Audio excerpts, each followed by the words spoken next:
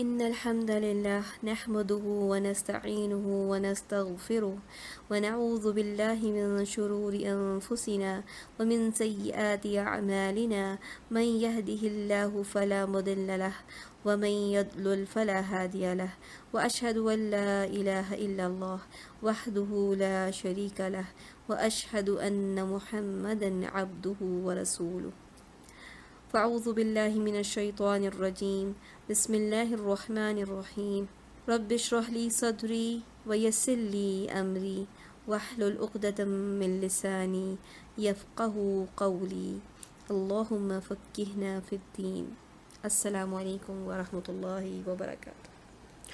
ہم توحید کے لیسنس پڑھ رہے ہیں اور ہم توحید کے لیسن میں لا الہ الا اللہ کے قبول ہونے کی شرائط پڑھ رہے تھے۔ ہم نے اس کی 4 شرائط پڑھی تھیں۔ سب سے پہلی شرط کیا ہے؟ سب سے پہلی شرط علم ہے، یعنی انسان کو لا الہ الا اللہ کا دعویٰ کرنے کے لیے، لا الہ الا اللہ کو قبول کرنے کے لیے پہلی شرط کیا ہے کہ انسان اس کلمے کا علم حاصل کرے۔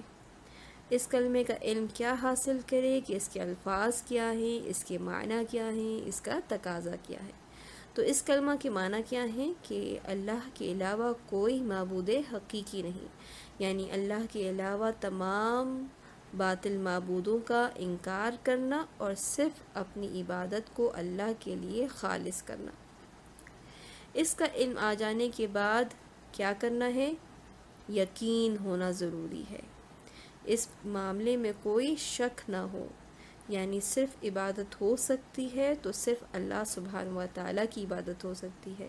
اللہ کے علاوہ کوئی بھی کسی اور کی عبادت کرتا ہے تو وہ جائز نہیں ہے، اس کا یقین ہونا چاہیے، اس کے بارے میں کوئی شک نہیں ہونا چاہیے۔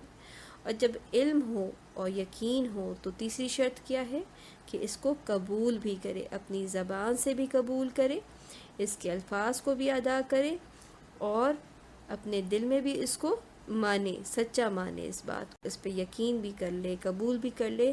تو چوتھی شرط کیا ہے کہ پھر وہ انقیاد کرے، یعنی اس کی مکمل فرما برداری کرے، اطاعت کرے، اتباع کرے۔ اور کیسے کرے؟ یعنی کہ خوش دلی کے ساتھ، اپنے دل کی رضامندی کے ساتھ، اس کے اندر وہ کوئی اعتراض نہ کرے، کسی حکم کو مانتے ہوئے اس کے دل میں یہ بات نہ آئے کہ یہ کیوں اللہ تعالیٰ نے حکم دے دیا، یہ حکم نہیں دینا چاہیے تھا، یا مجھے یہ پسند نہیں، بلکہ جو کچھ بھی اللہ سبحانہ و تعالیٰ نے قرآن میں نازل کیا ہے، جو آپ صلی اللہ علیہ وسلم نے فرمایا ہے، اس پر پورا پورا یقین کرتے ہوئے پورا عمل کیا جائے، اور ان تمام احکام کے بارے میں اپنے دل میں کیا خیال لے کر آئے کہ یہ تمام احکام اللہ سبحانہ و تعالیٰ نے میری بہتری، میری خیر خواہی کے لیے دی ہیں، یعنی میں جو بھی کام اللہ کے حکم کو مانتے ہوئے کر رہا ہوں تو اس میں اصل میں میری بہتری ہے، میرا فائدہ ہے۔ یہ ہم نے 4 شرطیں پڑھی تھیں۔ آج ہم 3 مزید شرطیں پڑھیں گے، اور وہ کون کون سی ہیں؟ ایک ہے اخلاص،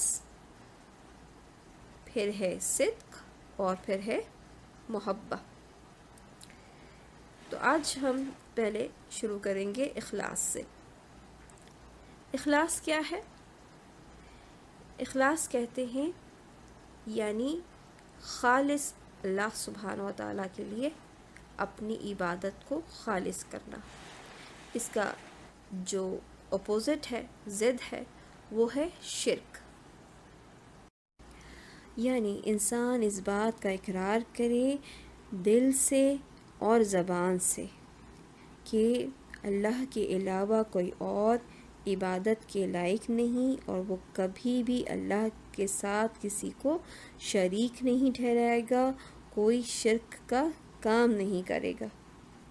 اللہ سبحانہ و تعالیٰ نے سورۃ البینہ میں فرمایا وَمَا أُمِرُوا إِلَّا لِيَعْبُدُوا اللَّهَ مُخْلِصِينَ لَهُ الدِّينَ حُنَفَاءَ وَيُقِيمُوا الصَّلَاةَ وَيُؤْتُوا الزَّكَاةَ وَذَلِكَ دِينُ الْقَيِّمَةِ، اور ان کو حکم تو یہی ہوا تھا کہ اخلاص کے ساتھ اللہ کی عبادت کریں، یکسو ہو کر نماز پڑھیں اور زکوٰۃ دیں، اور یہی سچا دین ہے۔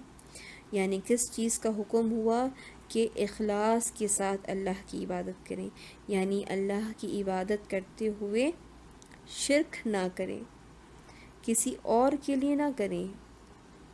یعنی ایسا نہ ہو کہ انسان نماز پڑھے اللہ کے لیے اور جب دعا کا وقت ہو تو انسان اللہ کے علاوہ کسی اور سے دعائیں کرنے لگے، قبر والوں سے دعائیں کرنے لگے، یا کسی اور بزرگ کو جو ہے وہ پکارنے لگے۔ اسی طرح رکوع اور سجدہ کیا ہے؟ عبادت ہے، تو قبر پر سجدہ کرنا، رکوع کرنا جائز نہیں، یہ شرکیہ عمل ہے۔ اسی طرح قربانی ہم کرتے ہیں، قربانی ہم اللہ کے لیے کرتے ہیں، اللہ کے علاوہ کسی اور کے لیے جانور ذبح کرنا شرک ہے۔ تو اللہ سبحانہ و تعالیٰ کے لیے عبادت کو خالص کرنے کا نام اخلاص ہے۔ قرآن مجید کی سورہ یوسف میں اللہ سبحانہ و تعالیٰ فرماتے ہیں وَمَا يُؤْمِنُ أَكْثَرُهُم بِاللَّهِ إِلَّا وَهُم مُشْرِكُونَ، اور ان میں سے اکثر لوگ اللہ تعالیٰ پر ایمان لانے کے باوجود مشرک ہیں۔ یہاں سے ہمیں کیا پتہ چلتا ہے کہ ایسا ہو سکتا ہے کہ انسان ایمان لائے، اللہ کا اقرار کرے، لیکن اس کے باوجود کیا ہو؟ مشرک ہو، یعنی اللہ سبحانہ و تعالیٰ نے ایسے ایمان کو بھی قبول نہیں کیا کہ انسان اللہ پر بھی ایمان لے آئے اور ساتھ ساتھ شرک بھی کرے، کیونکہ اللہ تعالیٰ نے کیا فرمایا؟ اکثر لوگ کیا ہیں کہ اللہ تعالیٰ پر ایمان لانے کے باوجود مشرک ہیں، شرک کرتے ہیں۔ اس لیے ہمیں کیا بات سمجھ میں آئی کہ جہاں علم ہونا ضروری ہے، علم کے بعد یقین ہونا ضروری ہے، پھر قبول کرنا ضروری ہے، اس کی مکمل فرما برداری کرنا ضروری ہے، اور مکمل فرما برداری کرتے ہوئے اللہ تعالیٰ کی عبادت کرتے ہوئے ضروری کیا ہے کہ انسان اس کام کو پورے اخلاص کے ساتھ کرے، اس میں کچھ بھی شرک شامل نہ ہو۔ اب ہم دیکھتے ہیں چھٹی شرط، اور چھٹی شرط ہے صدق۔ صدق یعنی سچائی، اور اس کا اپوزٹ کیا ہے؟ جھوٹ۔ اور سچائی کیا ہے؟ یعنی جب اللہ سبحانہ و تعالیٰ کے لیے اس کلمے کو ہم قبول کریں، لا الہ الا اللہ کی گواہی دیں، تو یہ لا الہ الا اللہ کی گواہی کیسی ہو؟ سچی ہو، اس میں کوئی جھوٹ نہ ہو، یعنی زبان سے اقرار اور دل میں بھی پورا پورا یقین ہو، یہ نہ ہو کہ دل میں کچھ ہو اور زبان پر کچھ ہو۔ اس کی مثال کیا ہے؟ اس کی مثال منافقین ہے۔ منافقین کیسے تھے؟ انہوں نے اقرار کیا، زبان سے اقرار کیا، لیکن وہ دل سے اس ایمان کو قبول نہیں کرتے تھے، اس کلمے کو قبول نہیں کرتے تھے۔ سورۃ البقرہ میں اللہ سبحانہ وتعالیٰ فرماتے ہیں وَمِنَ النَّاسِ مَن يَقُولُ آمَنَّا بِاللَّهِ وَبِالْيَوْمِ الْآخِرِ وَمَا هُم بِمُؤْمِنِينَ، اور بعض لوگ ایسے ہیں جو کہتے ہیں کہ ہم اللہ اور آخرت پر ایمان رکھتے ہیں، حالانکہ وہ ایمان نہیں رکھتے۔ اب دیکھیں، سوچنے کی بات ہے نا کہ بعض لوگ کیا کہتے ہیں کہ ہم ایمان رکھتے ہیں اللہ پر اور روز آخرت پر بھی ایمان رکھتے ہیں، لیکن اللہ تعالیٰ نے کیا فرما دیا کہ حالانکہ وہ ایمان نہیں رکھتے، یعنی اللہ سبحانہ و تعالیٰ نے ان کا ایمان لانا قبول نہیں فرمایا۔ کیوں نہیں قبول فرمایا؟ کیونکہ وہ ایمان لائے ہی نہیں تھے۔ یہ تو وہ لوگوں سے کہہ رہے تھے کہ ہم ایمان لائیں اللہ پر اور یوم آخرت پر، لیکن ان کے دل میں کیا تھا؟ اللہ تعالیٰ تو خوب جانتا ہے کہ ان کے دل میں یہ باتیں موجود نہیں تھیں، وہ صرف زبان سے اس کا اقرار کر رہے تھے۔ تو صرف زبان سے اقرار کر لینا کافی نہیں ہے، بلکہ دل سے اس کا یقین ہونا بھی لازمی ہے، ضروری ہے۔ اور جیسے کہ ہمیں عبداللہ بن ابی سلول جو منافقوں کا سردار تھا، اس کی مثال ملتی ہے۔ اس نے کیا کیا تھا؟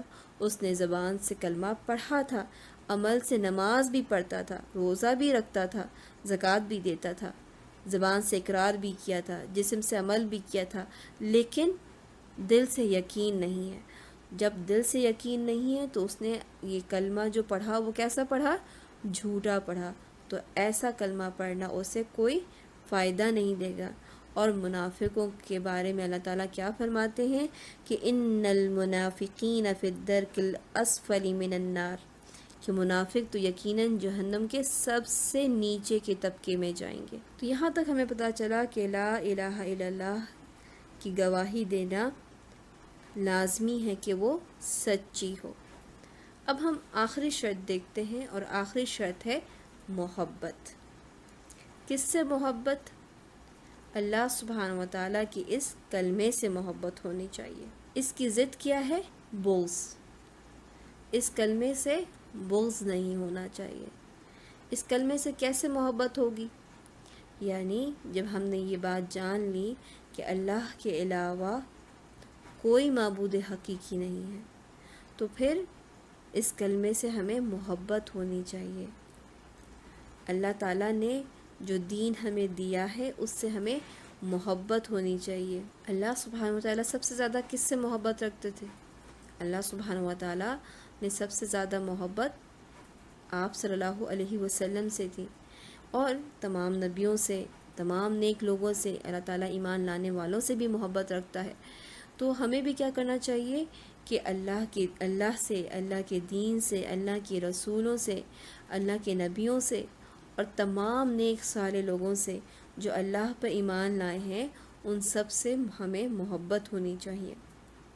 اور اس کی دلیل کیا ہے کہ سورۃ البقرہ میں اللہ سبحانہ وتعالیٰ فرماتے ہیں وَمِنَ النَّاسِ مَن يَتَّخِذُ مِن دُونِ اللَّهِ أَندَادًا يُحِبُّونَهُمْ كَحُبِّ اللَّهِ وَالَّذِينَ آمَنُوا أَشَدُّ حُبًّا لِلَّهِ، اور بعض لوگ ایسے ہیں جو غیر اللہ کو شریک بناتے ہیں اور ان سے اللہ کی سی محبت کرتے ہیں، لیکن جو ایمان والے ہیں وہ تو اللہ ہی سے محبت کرنے والے ہیں۔ یعنی سب سے زیادہ محبت ایمان والے کس سے کرتے ہیں؟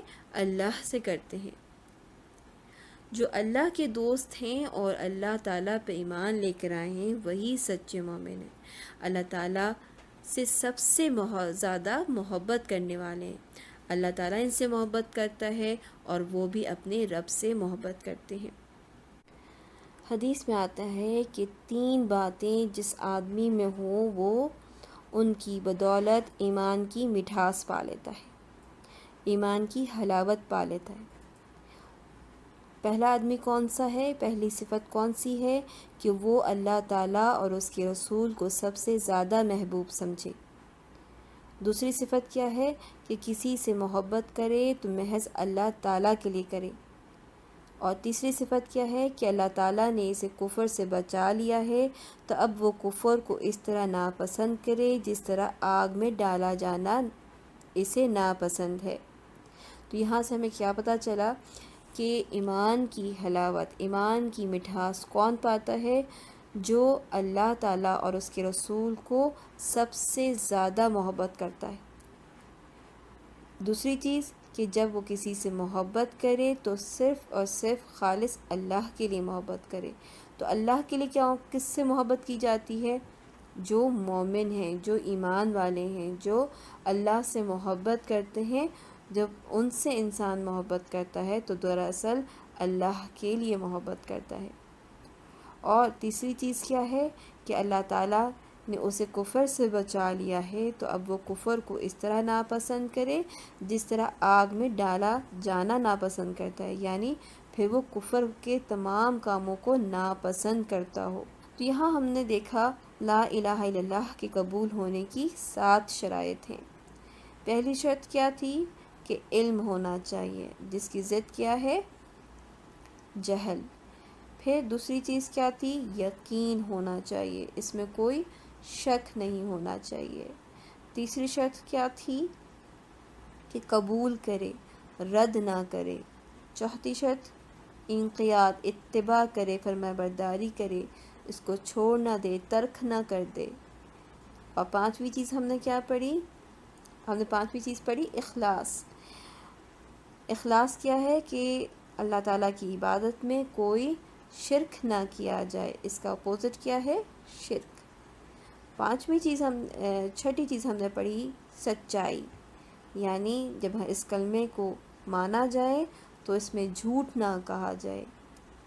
اور آخری چیز آخری شرط محبت، کہ اس کلمے کے ساتھ محبت ہو، اس کلمے سے محبت رکھنے والوں سے بھی محبت ہو، اور اس کلمے سے محبت رکھنے والوں سے بغض نہ ہو۔ یہ ہے ہماری 7ویں شرط لا الہ الا اللہ کے قبول ہونے کی۔ اسی کے ساتھ ہمارا آج کا لیسن ختم ہوا۔ السلام علیکم ورحمۃ اللہ وبرکاتہ۔